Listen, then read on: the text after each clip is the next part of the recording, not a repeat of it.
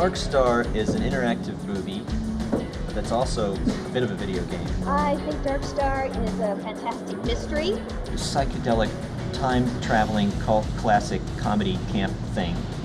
It's a giant fantasy world, and we're in it. Right, and you get killed a bunch of ways. That's your fantasy. Well, you know. It's like being in a movie,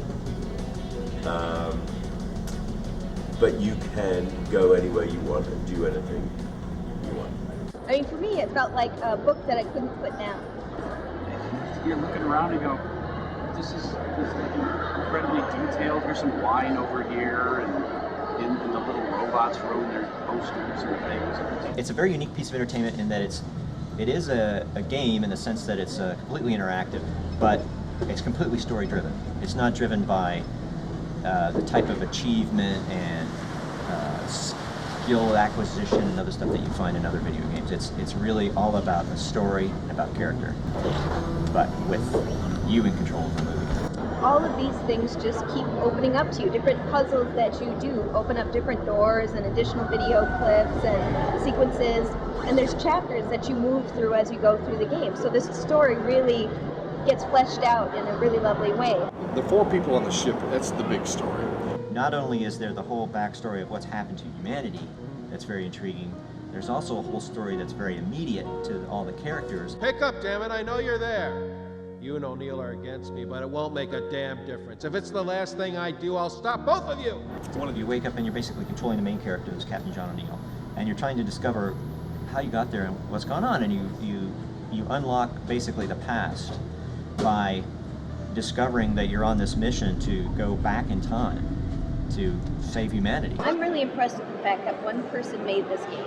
I mean, there was a little bit of supportive help here, but basically it's Jeff in his basement making this thing come to fruition. His vision in CG. You know, I admire that he took this huge, long journey and has now come out the other end with something that looks really cool and is really fun, and I'm really happy to be a part of that. I mean, it's just you and the camera and the green screen and like a C-stand, which is now your control panel, and you know, just some vague understanding of the environment that you're in. He's OCD, by the way. That's the problem. I am OCD and kind of compulsive about, you know, how things should look. Well, Jeff came out to California, and he was going to shoot in Orange County. And we went and toured a lot of facilities. It's just green screen. There's probably places in Missouri you can shoot that are much cheaper. So I talked myself out of shooting in an easy location, which is an hour away, and flying to St. Louis. I was fortunate enough to just have to drive 20 minutes to North Hollywood and shoot my scene, so We're going into the black hole! good. Help us! According to our chronometers and the position of all the stars in the sky, there's no real sky in space, is there? I think I'm a bad guy. I think you are too, just from what I've seen. Full integrity, nominal for space flight. Well, I have a beard, so you know guys with beards are bad guys. That's who I want Trace to be. I want Trace to play this very serious, very non-comedic character. I always had someone to play off either Frank or Joel to interact with. It was me for a little bit. I don't remember you so much. No one does. No. Who are you? Yeah, man. Just an asshole ship captain who flew into a black hole.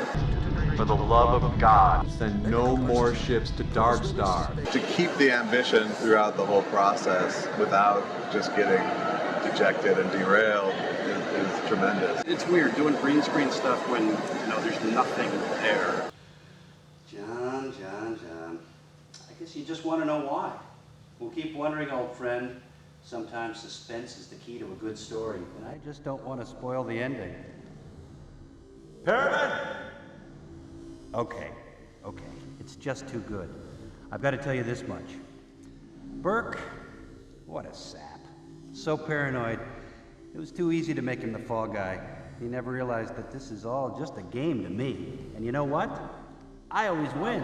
Perryman is like a first time I'd ever played a straight character. There are very few moments when Trace has an opportunity to be funny.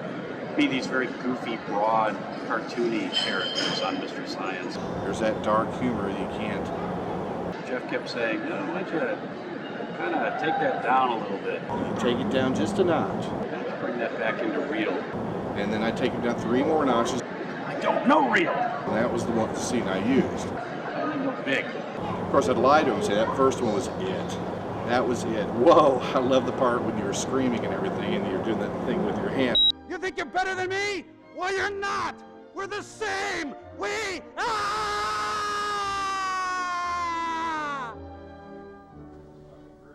Oh, I got lightheaded.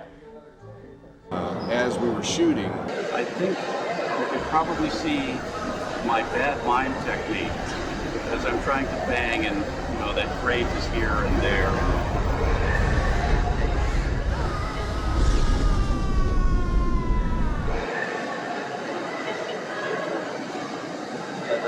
That was the most obscene thing I've ever seen. Yeah, the death scene was a little bit disturbing because it happened too quickly and too easily.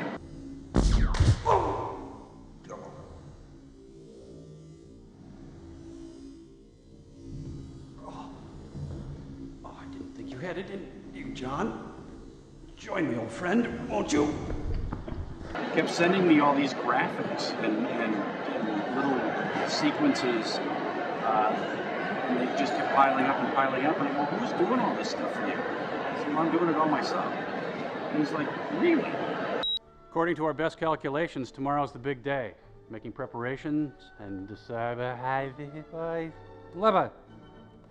that good for you? That was good. That felt good. Hang on, I overran the couch. The codes allowed me into their mainframe, and I simply ordered their own computer to overload the plasma core. But not before they sent a truck.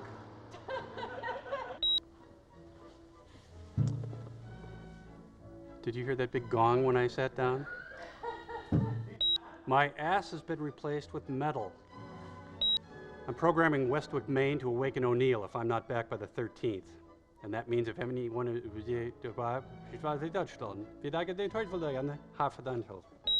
felt good.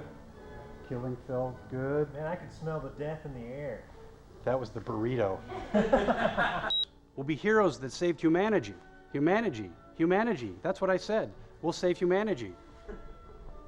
Oi, do not think you had it in you, Joe. To be shot in the gut? Why would you shoot a guy in the gut? Why? I don't understand. Right in the gut. Eat. I'll die. You'll be fine. I'll die. This has been fun. But time to fly. Time to unthaw the blow and ship the girl, and I'll do that again.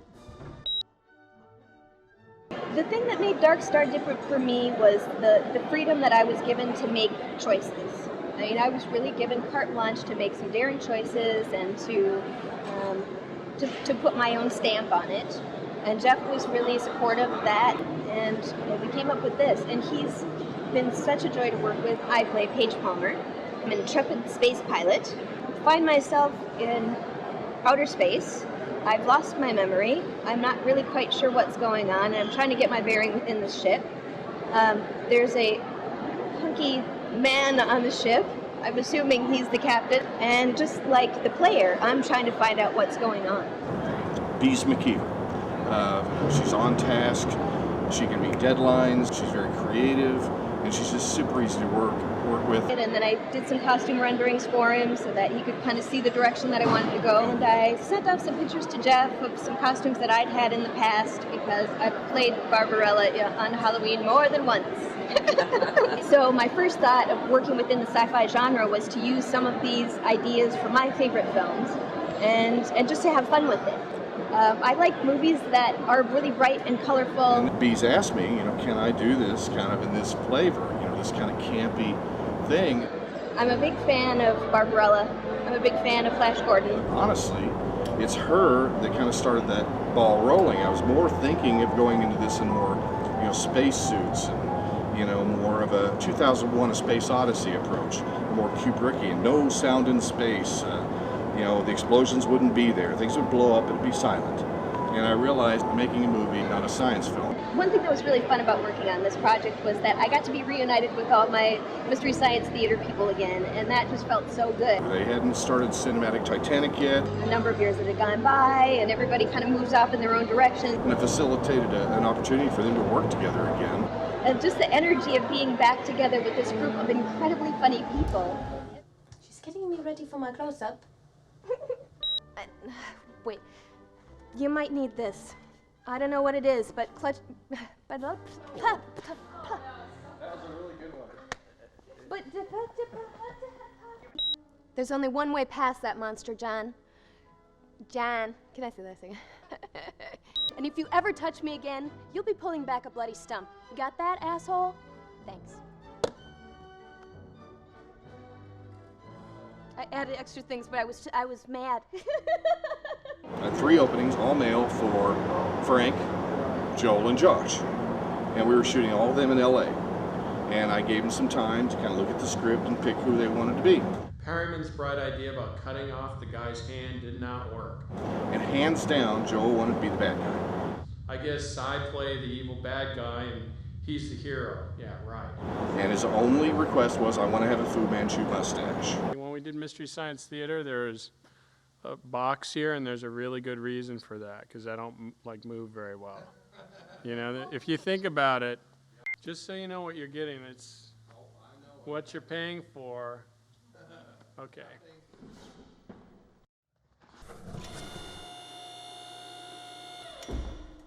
Jesus.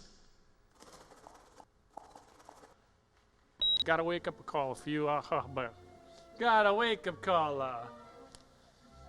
It's a spicy wake-up call. Perryman's meeting me down on the surface of the planet to get some water. Perryman's meeting me down on the surface of the planet to get some water for the Westwick's curling flood. The little man with a big gun. The little man that killed. I've had 300-year-long dream, brothers, and I'm screwing up my lines. I always had the idea there was going to be this robot called Simon. One more for Perryman. Simon, what the hell is this? Don't look at me, I didn't do it. These guys have been dead for 300 years or so, right after you went under. Well, who is this guy? I mean, what do you know about him? I want some answers. They stunk really bad for a while, but after a bit it wasn't so bad really, and at least they were someone I could play with and talk to, and am I grossing you out? I thought it'd be great to have Frank voice it because he had not voiced any puppets or robots on Mystery Science. One of those things that makes you say, isn't it? You gotta listen to Simon. If you're gonna play Darkstar, do not piss Simon off. You'll never see him again in the game. That's it. Bite me, man. I'm out of here. He goes through a wall hole. Good luck saving the world, you big stupid. You never see him again. You really lost your memory? Yeah, afraid so. Okay, then I need you to pay back that $50 you owe me, and 312 years of interest. That's the killer. I take PayPal and Visa. Paige, look, I'm sorry. It really didn't go the way I intended, okay? Just think about it. I'm sure you've noticed the way things have been going, and we... Don't look at me. While we are down here chatting oh so pleasantly, Perryman is up to some very, very, very nasty deeds. I could help you, I guess, but, well, I'm not going to. One of the other actors for Mystery Science that I used in 2 roles was Mary Jo Peel, and she had a kind of a small part in the backstory movie, and then she lives on into the future as the voice of the Westwick. You get to hear her voice all throughout, but she also did that on Mystery Science Theater 3000. And she's very non-helpful. I'm sorry I can't be of more help. Her character, I mean, not Mary Jo. Please forgive me. I'm so sorry, but the situation is much worse now. A secondary part of the upgraded order has just entered my system. Westwick Main, stay online. We're doomed. There's no way out, is there? Paige? Paige, can you gain control? Paige!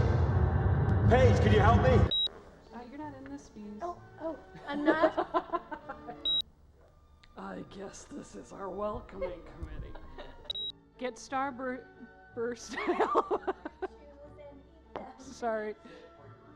I'm sorry. I can't move and say things. The narrator was going to be the guy that spelled out to you what you did and kind of poke at you.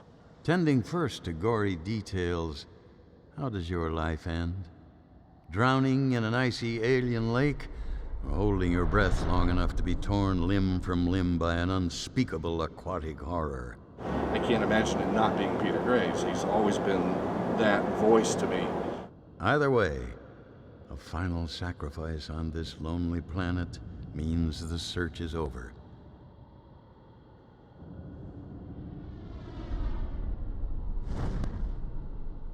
But you never really did find your destiny, did you?